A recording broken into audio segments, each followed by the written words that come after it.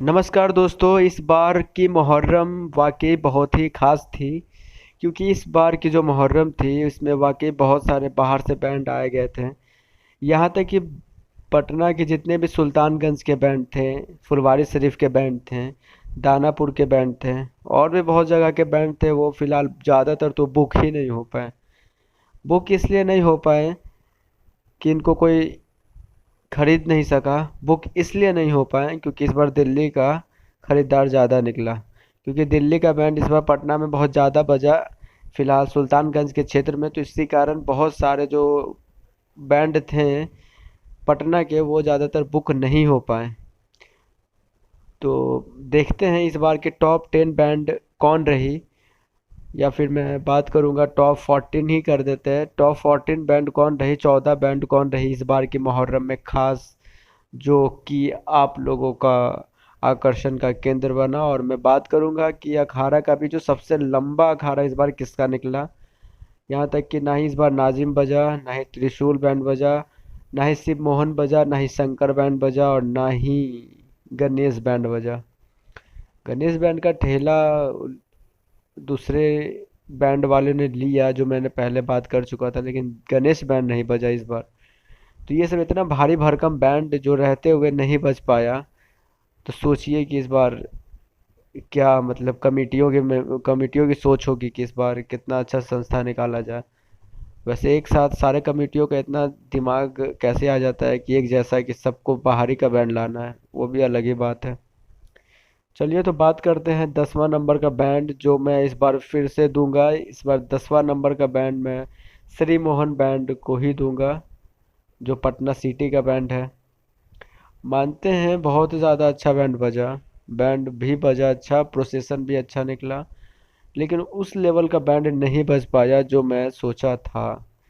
कि क्योंकि उन दोनों को 2 बार बजाना रहता था, 2 बार, एक बार बाकरगंज में बजा, एक बार अफजलपुर में बजा।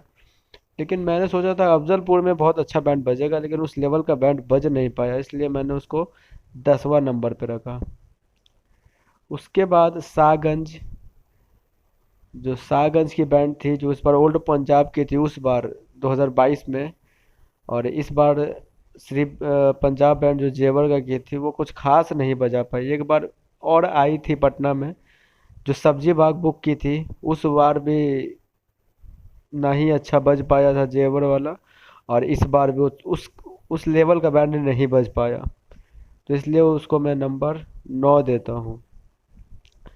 और उसके बाद मैं फिर सब्जी बाग पारस गली, अ, सब्जी बाग पारस गली को मैं दूंगा मास्टर सोनू बैंड, जो कि एक बार ऑलरेडी हो चुका था बैंड, जो लंगटोली ने उस साल 2022 में बुक किया था मास्टर सोनू बैंड को।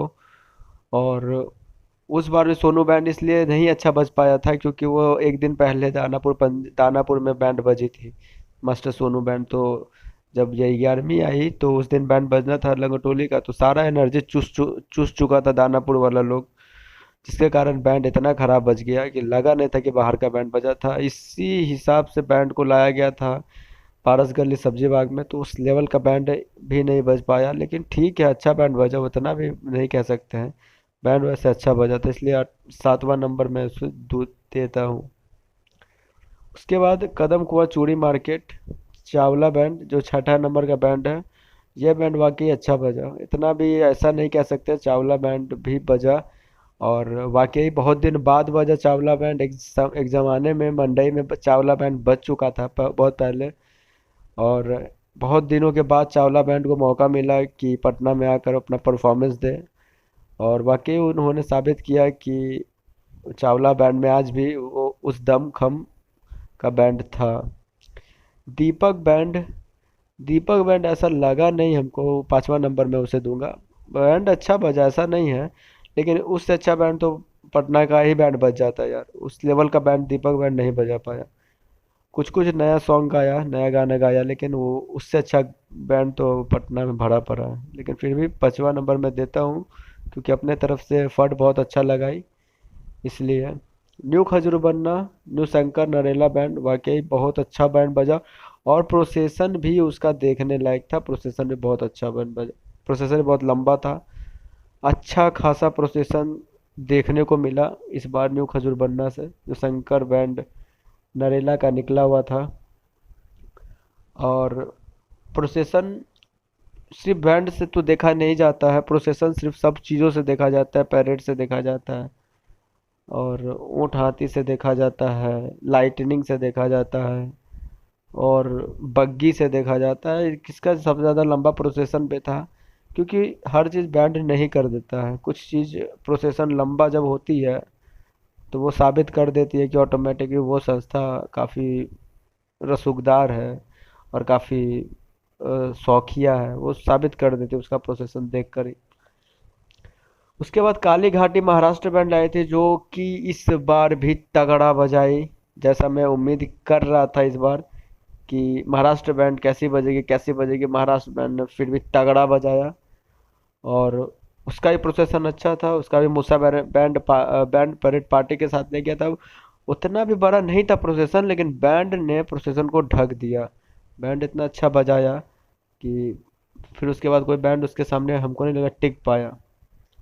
तो एक से सात, अभी फिलहाल 7-8 बैंड जो मैंने अभी बताया, उस सारे बैंड से एक नंबर बैंड बजा था महाराष्ट्र बैंड। उसके बाद मैं आपको दूंगा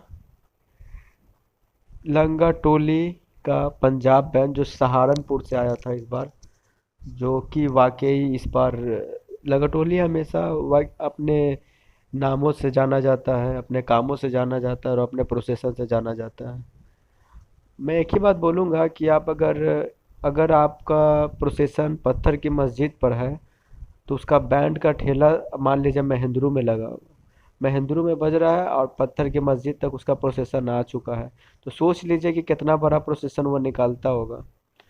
और वाकई इम्तियाज़ कुरैशी जो हैं, वो, ऐसा तो नहीं बोलूँगा, मैं भी लंगोटोली का ही रहने वाला हूँ आसपास, बट मैं इस कमेटी का मेंबर तो हूँ नहीं, बट मैं लंगोटोली के आसपास ही रहता हूँ। ऐसा बात नहीं है, मैंने इस संस्था को बहुत बचपन से देखता आया हूँ, और बचपन से देखता आया हूँ, और बचपन से ही मैंने इस संस्था को कभी डैमेज होते नहीं देखा है। कुछ साल बंद रहा है ये प्रोसेसन, लेकिन जब जब उभर कर आया है तो कुछ बड़ा ही किया है। और इस बार हमेशा की तरह वो बाहर का बैंड बजाया है, और वाकई बैंड लगा कि कुछ बाहर का बैंड बजा। और मुहर्रम में ज़्यादातर लगटोली बाहर का बैंड बजाता है। उसके बाद जितने भी जो प्रोसेसन होते हैं, उसके बाद का जो प्रोसेसन लगटोली निकालता है वो मतलब लोकल जो प्रोसेसन निकालता है वो दुर्गा बैंड।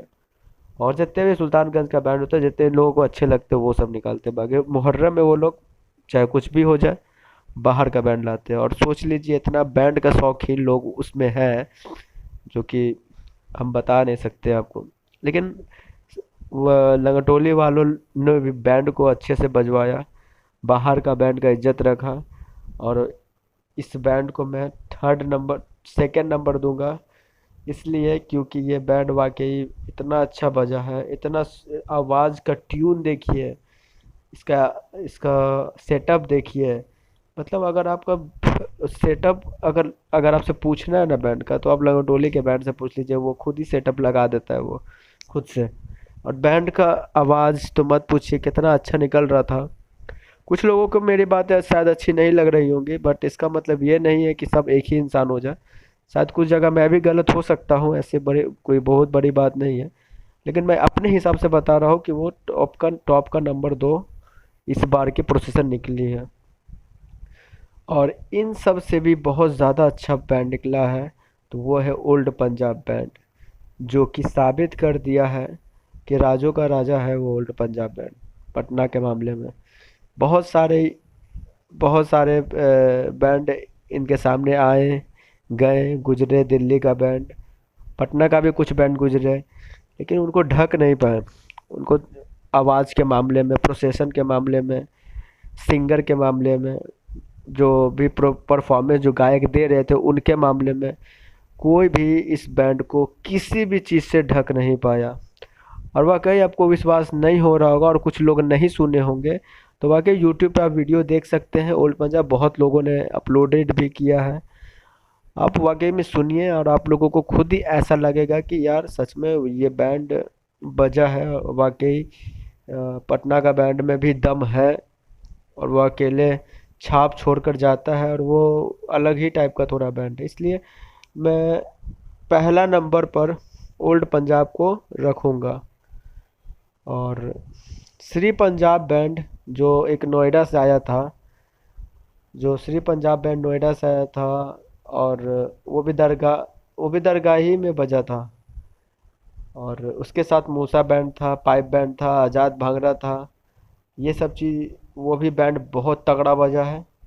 उस बैंड को भी आप इग्नोर नहीं कर सकते हैं। और वाकई इस बार का जो भी ज़्यादातर बाहर का बैंड अच्छा बजा है, क्योंकि बैंड वालों में भी कंपटीशन अलग लेवल का रहता है कि भैया अगर बाहर जा रहे तो कुछ तो छाप छोड़कर ही आना है। तो ज़्यादातर देखा जाए तो 2 से 3 बैंड उस लेवल का नहीं गा पाए। ओवरऑल सारे बैंडों ने अपना परफॉर्मेंस सही दिया, और कुछ कुछ बैंड छोड़कर सही नहीं बजा पाया कुछ, जो कि चलिए बहुत अच्छी बात है कि सारे बैंड तो एक जैसे नहीं बजा सकते हैं। सबका अलग अलग सिंगर होते हैं, सबका अलग अलग एम्पलीफायर होते हैं, साउंड बॉक्स होते हैं। लेकिन जितना भी बजा बैंड, इस बार लगा कि कुछ मुहर्रम हुआ है। मुहर्रम में कुछ भी किसी भी प्रकार का कोई किसी भी तरीका प्रकार का अहिंसा नहीं हुआ, हमेशा की तरह। ये चीज़ दर्शाता है कि ये हिंदू मुस्लिम का एकता कमेटी है। क्योंकि आज से मैंने नहीं, मैं 2005 से 2004 से ही देखते आ रहा हूँ ये प्रोसेसन, कि सुल्तानगंज के जितने भी एरिया हैं, और चाहे दुर्गा पूजा हो, इसमें हिंदू मुस्लिम दोनों लोग मिलकर आराम से भाईचारा के साथ ये प्रोसेसन निकालते हैं। इसमें ये नहीं देखा गया है कि एक कम्युनिटी दूसरे कम्युनिटी का सपोर्ट नहीं किया है, और सपोर्ट नहीं भी करते हैं लेकिन बीच में आकर कचरा भी नहीं करके जाते हैं। ये चीज़ ये बांकीपुर क्षेत्र में आपको देखने को मिल सकता है। बाकियों का तो पता नहीं, पर ये वाले क्षेत्र में हिंदू मुस्लिम में ऐसा कोई बात होता नहीं है। और अगर ऐसा कुछ किसी में मन मुटाव होता है तो वो उसमें जाता भी नहीं है, वो अपना साइड होता है, अपना अपना साइड चला जाता है, लेकिन कचरा नहीं करता है, जो कि बहुत ज़्यादा ही अच्छी बात है। और ये बात सब जानते हैं कि सबसे बड़ा बड़ा बैंड, सबसे बड़ा बड़ा कमेटी पूरे पटना में अगर कहीं है तो ये गांधी मैदान गोलघर से लेकर आपको पटना सिटी तक मिल जाएंगे। जितने बड़ा बड़ा संस्था है, लेकिन आज तक कभी भी उस लेवल का कचरा नहीं हुआ है हिंदू मुस्लिम में, जो कि बताता है, जो जताता है कि चले थोड़ा सा मनमुटाव हो सकता है, लेकिन उस लेवल का मनमुटाव नहीं है कि एक दूसरे को हिंसा करने पे मजबूर करते। जो कि बहुत ज़्यादा अच्छा लगता है कि मुहर्रम में हिंदू लोग, कब कुछ भाई लोग